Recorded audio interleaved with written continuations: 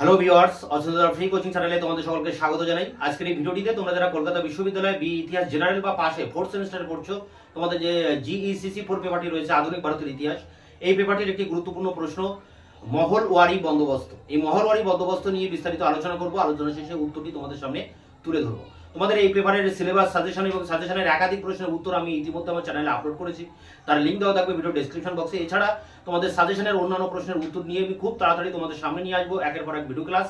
তাই আমার এই চ্যানেলটি তোমরা অবশ্যই সাবস্ক্রাইব করে রাখবে, বন্ধুদের কাছে শেয়ার করবে, নিজেদের মতামত কমেন্ট সেকশনে কমেন্ট করে জানাবে এবং ভিডিওটি ভালো লাগলে অবশ্যই একটা লাইক করবে। তো চলো শুরু করা যাক আজকের ক্লাসের মূল আলোচনার বিষয় কি একবার বোর্ডে দেখে নিই।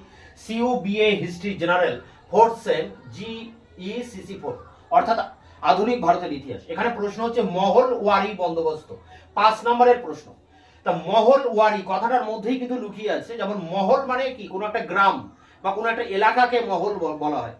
সেই একটা গ্রামের সাথে বা একটা মহলের সাথে যখন জমি বন্দোবস্ত বা ভূমি বন্দোবস্ত করা হয় তাকে বলা হচ্ছে মহলওয়ারি বন্দোবস্ত। দেখো 1757 পলাশী যুদ্ধের পর 1764 ইংরেজ ইস্ট ইন্ডিয়া কোম্পানি দেওয়ানি লাভ করে বক্সারের যুদ্ধের ভিতর দিয়ে এবং বাংলাদেশের ভূমি রাজস্ব আদায় করার অধিকার লাভ করে। তো বাংলাদেশের ভূমি রাজস্ব কোন পদ্ধতিতে আদায় করা হবে তার জন্য হেস্টিংস চালু করেন একশালা বন্দোবস্ত, অর্থাৎ 1 বছরের জন্য তিনি জমি বন্দোবস্ত করেন। যে ইজারাদার জমি সব থেকে বেশি রাজস্ব দিতে পারবে তার সাথে জমিটা বন্দোবস্ত করা হয়। তো এইভাবে শুরু হয় একশালা বন্দোবস্ত 1 বছরের জন্য, তারপরে শুরু হয় 5 বছরের জন্য অর্থাৎ 5 শালা বন্দোবস্ত, তারপরে 10 বছরের জন্য 1790-তে শুরু হয় 10 শালা বন্দোবস্ত, আর তার 3 বছরের মাথায় 1793-তে গিয়ে লর্ড কর্নওয়ালিস চালু করেন চিরস্থায়ী বন্দোবস্ত বাংলা, বিহার আর উড়িষ্যায়।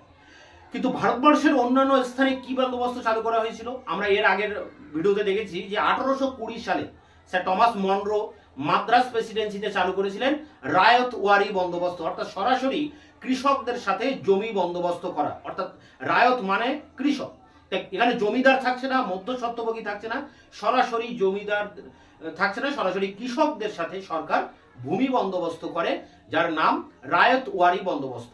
কিন্তু ভারতবর্ষের অন্যান্য অঞ্চলে কি হয়?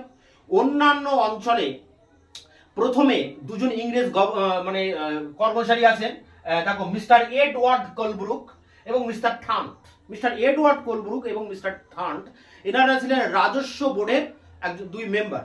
এনাদের বক্তব্য অনুযায়ী বা এনাদের সুপারিশে বারাণসী অঞ্চলে চিরস্থায়ী বন্দোবস্ত চালু করা হয়।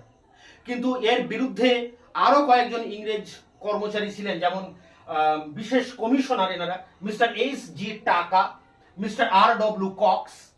এনারা ইংল্যান্ডে বোর্ড অফ কন্ট্রোল যেটা আছে বা ইংল্যান্ডের যে বোর্ড অফ ডিরেক্টর যেটা আছে কোম্পানির, সেখানে সুপারিশ করেন যে অন্য কোনো ধরনের রাজস্ব ব্যবস্থা চালু করার কথা বলা হয় ভারতবর্ষের অন্যান্য অঞ্চলে। এবং শেষ পর্যন্ত এই রাজস্ব বোর্ডের যিনি সম্পাদক সেই হল্ট ম্যাকেঞ্জির নেতৃত্বে একটা আইন পাশ করা হয় এবং 1822 সালে উত্তর পশ্চিম সীমান্ত প্রদেশ, মধ্যপ্রদেশ এবং গাঙ্গেয় উপত্যকা অঞ্চল অর্থাৎ উত্তরপ্রদেশ, মধ্যপ্রদেশ এবং উত্তর পশ্চিম সীমান্ত প্রদেশ, এই 3টি অঞ্চলে একটা নতুন ধরনের বন্দোবস্ত চালু করা হয় যার নাম মহলওয়ারি বন্দোবস্ত। অর্থাৎ এই ব্যবস্থায় কোনো একটি মহল বা কোনো একটি গ্রামের সাথে সরাসরি জমি বন্দোবস্ত করা হয়। রায়তওয়ারি বন্দোবস্ত যেমন কৃষকের সাথে করা হয়, এখানে কিন্তু মহলওয়ারি বলতে একটা মহলের বা একটা গ্রামের সাথে জমি বন্দোবস্ত করা হচ্ছে। অর্থাৎ এখানে কোনো মানুষের মাথা পিছু কিন্তু রাজস্ব ধার্য হচ্ছে না, একটা গ্রামের অধীনে যত জমি আছে সেই জমির উপরে একসাথে একবারে কিন্তু রাজস্ব ধার্য করা হচ্ছে এই মহলওয়ারি বন্দোবস্তের ভিতর দিয়ে। এবং সেখানে রাজস্বটা কিভাবে দেওয়া হবে না, এই সমস্ত গ্রামের রাজস্ব আদায় করবেন গ্রাম প্রধান এবং গ্রাম প্রধান এই গ্রামবাসীর তরফ থেকে সেই রাজস্ব জমা দেবেন সরকারি কোষাগারে। তো এইভাবে চালু হয় মহলওয়ারি বন্দোবস্ত। এরপরে দেখো যে এখানে রমেশচন্দ্র দত্ত বলছেন যে এই ব্যবস্থায় ধন সঞ্চয় করা বা আর্থিক উন্নতি এগুলো কোনোটাই সম্ভব ছিল না, কারণ এই ব্যবস্থাটা এমন ভাবে করা হয় যে মানুষের হাতে অতিরিক্ত টাকা থাকবে না। দেখো এখানে পটভূমি তো বললাম, প্রথমে চিরস্থায়ী বন্দোবস্ত বারাণসীতে চালু করা হয়, পরে কোম্পানির ডিরেক্টররা তাদের সুপারিশ অনুযায়ী মিস্টার টাকা এবং মিস্টার কক্সের সুপারিশ অনুযায়ী হল্ট ম্যাকেঞ্জি 1822-এ এই উত্তর পশ্চিম গাঙ্গেয় উপত্যকায় উত্তর পশ্চিম সীমান্ত প্রদেশ এবং মধ্যপ্রদেশ উত্তরপ্রদেশে চালু করা হয় মহলওয়ারি বন্দোবস্ত। এর শর্তাবলীটা কি? শর্তাবলী হচ্ছে প্রথমে গ্রামের জমিকে জরিপ করা হবে, জরিপ অর্থাৎ মাপযোগ করা হবে, এবং মাপযোগের পর তার উৎপাদিকা শক্তি অনুযায়ী যে জমিতে যেমন উৎপাদন হবে ঠিক তার উপরে বেশ করে রাজস্ব নির্ধারণ করা হবে, এবং এই রাজস্ব গ্রামবাসী মিলিতভাবে দেবে। কোনো একজনের যদি রাজস্ব কম না দেয় তাহলে কিন্তু সেই রাজস্ব গ্রামের অন্যান্য মানুষদের সবাই মিলিয়ে সেই রাজস্বকে পূরণ করতে হবে। অর্থাৎ গ্রামবাসী সবাই সমবেতভাবে রাজস্ব দেবেন, একজন মাথা পিছু নয়। এইভাবে গ্রাম প্রধান গ্রামের রাজস্ব আদায় করে সরকারের কাছে জমা দেবেন, এবং জমির উৎপাদিকা শক্তি অনুযায়ী এই রাজস্বটি নির্ধারিত হচ্ছে। এবং এই ব্যবস্থায় কোনো মধ্যস্বত্বভোগী থাকছে না। রায়তওয়ারি ব্যবস্থায় যেমন কোনো মিডিল ম্যান নেই, এখানেও তাই কিন্তু সরকার এবং গ্রামের মাঝখানে কোনো কিন্তু মিডিল ম্যান বা মধ্যস্বত্বভোগী নেই। এবং 20-30 বছর অন্তর এই রাজস্ব আবার পরিবর্তন করা হবে বলে ঠিক করা হয়। এখন এর উদ্দেশ্যটা কি? উদ্দেশ্য একটাই, যে ভবিষ্যতে যাতে ইংরেজ কোম্পানি আবার রাজস্ব বাড়াতে পারে তার জন্য এই মহলওয়ারি বন্দোবস্ত চালু করা হয়। এছাড়া সরকার চায়নি যে এই কৃষক এবং সরকারের মাঝখানে কোনো মধ্যস্বত্বভোগী থাকুক বা কোনো জমিদার, কোনো ইজারাদার থাকুক, এটা কিন্তু সরকার চায়নি। কারণ চিরস্থায়ী বন্দোবস্ত বাংলাদেশে প্রবর্তন করে ইংরেজরা অনেক শিক্ষা পেয়েছে, তাই তারা চেয়েছিল যে কোনো মধ্যস্বত্বভোগী থাকবে না, এদেরকে উচ্ছেদ করতে হবে। তাই সরাসরি গ্রামের সাথে অর্থাৎ গ্রামের কৃষকদের সাথে একটা ভূমি বন্দোবস্ত করা হচ্ছে। এর ত্রুটি ছিল, পরের পয়েন্ট ত্রুটি বলতে দেখো, এখানে জমির মালিকানা কিন্তু দেওয়া হচ্ছে না কৃষকদের, এটা একটা প্রধান ত্রুটি। এবং এখানে রাজস্ব এতটাই বেশি ছিল যে তা দিতে গিয়ে কৃষকদের জীবনযাত্রা, স্বাভাবিক যে জীবনযাত্রা সেটি কিন্তু ব্যাহত হচ্ছে, ক্ষতিগ্রস্ত হচ্ছে। এছাড়া গ্রাম প্রধান যিনি রাজস্বটা আদায় করছেন গ্রামের তরফ থেকে, তিনি স্বজন পোষণ করছেন, অর্থাৎ তার পরিবারের লোকজনদের কিন্তু অল্প হয়তো রাজস্ব দিতে হচ্ছে বা নাও দিতে হতে পারে। এছাড়া তিনি দুর্নীতির আশ্রয় নিচ্ছেন বিভিন্নভাবে এই রাজস্ব আদায় করার ক্ষেত্রে।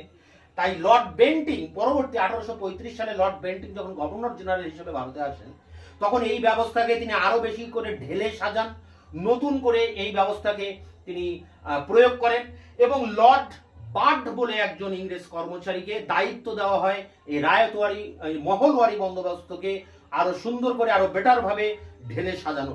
এই দায়িত্ব দিয়েছিলেন উইলিয়াম বেন্টিং, গভর্নর। তাই রমেশচন্দ্র দত্ত একটা কথা বলেছেন, ভারতীয় জাতীয়তাবাদী অর্থনীতিবিদ, বলছেন যে এই ব্যবস্থা এতটাই কঠোর ছিল যে শেষ পর্যন্ত এই ব্যবস্থাটা ভেঙে পড়ে। তাই এই ছিল মহলওয়ারি বন্দোবস্ত, যেখানে একটা গ্রামের সাথে বা একটা মহলের সাথে ইংরেজরা জমি বন্দোবস্ত করছেন, গ্রামের সবাই মিলে সমবেতভাবে রাজস্ব দেবেন, সেই রাজস্ব আদায় করবে গ্রাম প্রধান, সে গ্রাম প্রধান রাজস্বটা আদায় করে সরকারের কাছে সেটাকে জমা দেবে। 20 থেকে 30 বছর অন্তর এই জমির রাজস্ব বাড়ানোর কথা বলা হয়, এবং এখানে জমির উৎপাদিকা শক্তি অনুযায়ী রাজস্ব নির্ধারণ করা হয়েছিল। তবে দুর্নীতি বা ত্রুটি কিছুটা ছিল। এই যারা রাজস্ব আদায়কারী, বিশেষ করে যে গ্রাম প্রধান, তিনি দুর্নীতির আশ্রয় নিয়েছিলেন, হ্যাঁ, এবং রাজস্ব অনেক কঠোর ছিল, রাজস্বের পরিমাণটা অনেক বেশি ছিল। এই সব কারণে এই ব্যবস্থা কিন্তু শেষ পর্যন্ত ব্যর্থ হয়। তবে একটা অভিনব পদ্ধতি ছিল, এটা নিয়ে কোনো সন্দেহ নেই। আরো একটা পদ্ধতি কিন্তু পাঞ্জাব অঞ্চলে চালু করেছিল ইংরেজরা, তার নাম হচ্ছে ভাইয়াচারি। তা সেই প্রশ্নটি তোমাদের এখানে ইম্পর্টেন্ট নয়। মূলত 3টি পদ্ধতি তারা করে, একটা চিরস্থায়ী, একটা রায়তওয়ারি, একটা মহলওয়ারি। তা তোমাদের রায়তওয়ারি মহলওয়ারি দুটি খুবই ইম্পর্টেন্ট। এর আগে আমি মহলওয়ারির উপরে একটা ভিডিও ক্লাস নিয়েছি, তার লিঙ্ক দেওয়া থাকবে ভিডিও ডেসক্রিপশন বক্সে, অবশ্যই দেখে নিও। মহলওয়ারি আর রায়তওয়ারি দুটো একসাথে পরীক্ষা আসতে পারে, দুটো আলাদা করে আসার চান্সই বেশি, যে কোনো একটা প্রশ্ন দিতে পারে।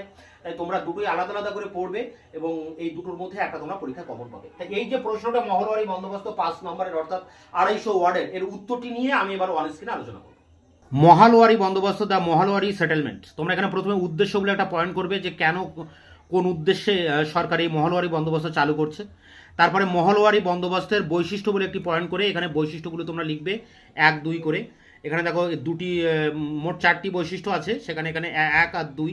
1 নম্বর বৈশিষ্ট্যটা এতটা, এবং শেষে 2 নম্বর বৈশিষ্ট্য এখানে শুরু হচ্ছে। এখানে 3 নম্বর, 4 নম্বর, 5 নম্বর, অর্থাৎ 5টি বৈশিষ্ট্য আছে। এরপরে সূচনা, অর্থাৎ এই মহলওয়ারি বন্দোবস্ত কবে সূচনা হচ্ছে? 1819-এর হোল্ট ম্যাকেঞ্জি এটা চালু করেছেন 1822 সালে 7ম আইনের মাধ্যমে উত্তর পশ্চিম সীমান্ত প্রদেশে। এর পরবর্তীকালে দেখো এরিক স্টোকসের কথা এখানে তুলতে হবে, উইলিয়াম বেন্টিং, এইসব নামগুলো তোলা আন্ডারলাইন করবে অবশ্যই। এরিক স্টোকস, উইলিয়াম বেন্টিংয়ের উদ্যোগে পরবর্তীকালে জোনাথন থমাসন এবং রবার্ট বার্ড, এনারা এই ব্যবস্থাকে আরও বেশি কার্যকরী করে প্রয়োগ করছেন। তোমরা এটা দেখে দেখে লিখে নেবে। এরপরে দেখো শেষ পয়েন্ট আছে ত্রুটি। এই ব্যবস্থার অনেকগুলো ত্রুটি দেখা যায়।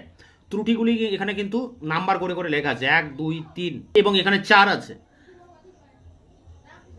তো 5 পরের পেজে 5 নম্বরও একটা কিন্তু ত্রুটি এখানে তুলে ধরা হয়েছে। রমেশ চন্দ্র দত্ত এখানে এই যে ধন সঞ্চয় সম্ভব ছিল না বলে এখানে উল্লেখ করেছেন।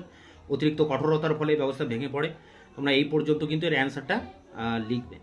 তা এই ছিল মহলওয়ারি বন্দোবস্ত, তার উত্তর। তোমরা এটাকে সংগ্রহ করে পরীক্ষার জন্য প্রস্তুতি নাও। তোমাদের বাকি অন্যান্য প্রশ্নের উত্তর নিয়ে খুব তাড়াতাড়ি তোমাদের সামনে নিয়ে আসবে। ততক্ষণে তোমরা চ্যানেলকে সাবস্ক্রাইব করে রাখবে, বন্ধুদের কাছে শেয়ার করবে, নিজেদের মতামত কমেন্ট সেকশন কমেন্ট করে জানাবে। ভিডিওটি ভালো লাগলে অবশ্যই একটা লাইক দেবে।